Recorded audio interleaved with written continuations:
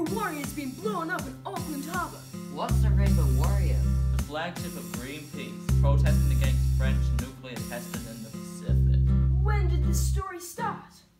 In August 1945, the most deadly weapons the world had seen, atomic bombs, were dropped on the Japanese cities of Hiroshima and Nagasaki. To end World War II, 129,000 people were killed instantly, and many died later because of the radiation. Isn't that a war crime? New Zealand once believed that USA's nuclear umbrella would protect us, right?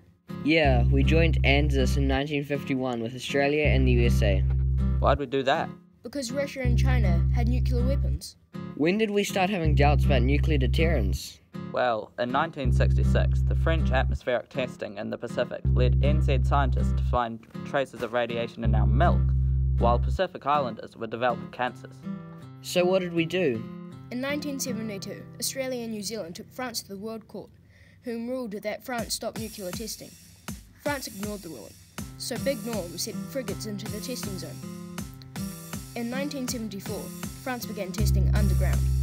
In 1984, the fourth Labour government decided to stop nuclear ships visiting, which impacted on our relationship with the United States and ended ANZUS. In early 1985, New Zealand Prime Minister David Lange spoke in an Oxford Union debate. There is no moral case for nuclear weapons. He handled an interjector with a famous one-liner. I can smell the uranium on it as you lean towards it. In 1985, French agents planted bombs, sinking the Rainbow Warrior before it could sail to Moruroa Atoll. One man was killed.